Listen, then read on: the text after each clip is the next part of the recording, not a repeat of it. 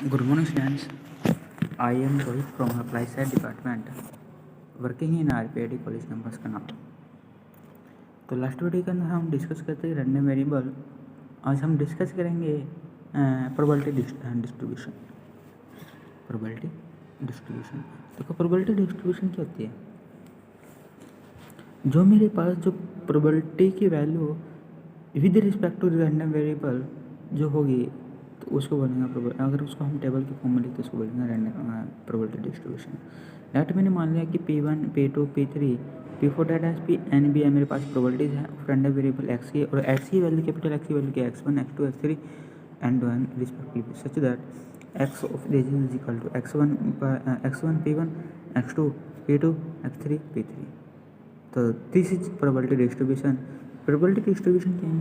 जो मेरे पास रैंडम वेरिएबल की वैल्यू होगी विद रिस्पेक्ट टू प्रोबेबिलिटी, या हम बोल सकते हैं जो प्रोबेबिलिटी की वैल्यू होगी with respect to random variable, उसको बोलेंगे हम प्रोबेबिलिटी डिस्ट्रीब्यूशन, है ना। और याद रखना, जो प्रोबेबिलिटी डिस्ट्रीब्यूशन के अंदर जो मेरे पास P1 है P2 P3 का, इन सब का सम n तक हमेशा क्या रहेगा? 1 रहेगा, है ना। और प्रोबेबिलिटी की वैल्यू हमें पता है कि जो लाई करते हैं कहाँ से कहाँ तक, इसके बीच में लाई करते हैं 0 से लेकर 1 तक, 0 से लेके 1 तक। For i equal to 1 2 3 dot n।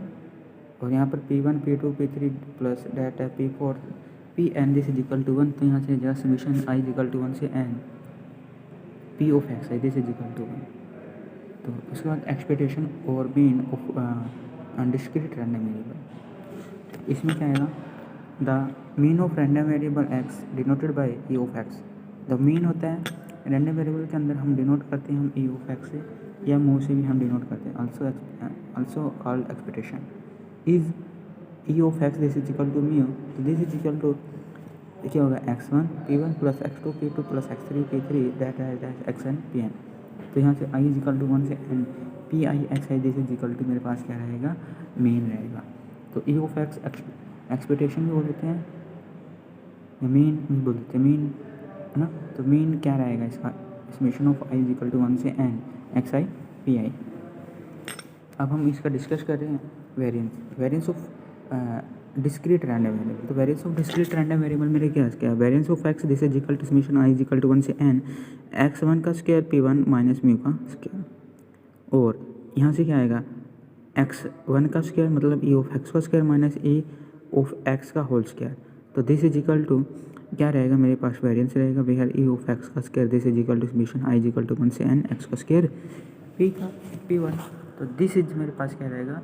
Variance of discrete random variable. उसके बाद हम डिस्कस करते हैं standard deviation of discrete random variable. Standard deviation of discrete random variable, जो वेरिएंस होता है ना, वो क्या होता है? स्टैंडर्ड डेविएशन का स्क्वायर होता है। जो वेरिएंस होता है we this is equal to मेरे स्टैंडर्ड डेविएशन का क्या होता है? स्क्वायर होता है। तो यहाँ पे हम स्टैंडर्ड डेविएशन की अगर वैल्यू निकालते हैं तो this is equal to root of variance आता है।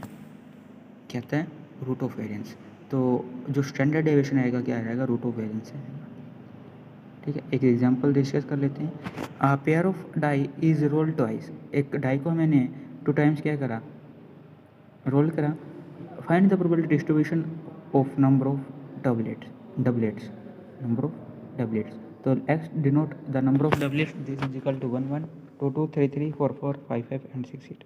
It is clearly x can be taken as the value of 0 1 2, है ना, कोई भी 0 1 2। तो probability of getting a doublet के इसकी प्रोबेबिलिटी क्या होगी? 6/36 दिस इज इक्वल टू 1/6। और नॉट गेटिंग अ टैबलेट नहीं है, double 8 1 minus 1/6 this is equal to 5/6। तो p of x this is equal to 0। तो p ऑफ नो डबलेट का this is equal to 5/6 into 5/6 25/30। p of x this is equal to 1 this is equal to probability of 1 doublet 1 non doublet. तो 1/6 into 5/6 इसको हम 2 से multiply कर देते this is equal to 10/36। p of x this is equal to 1।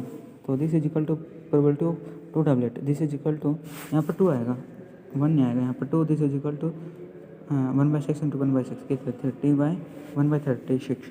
तो then the probability required distribution this is equal to 0 1 2 3 इसके respect में जो प्रोबेबिलिटी होगी 25/30, 10/36 और 1/36.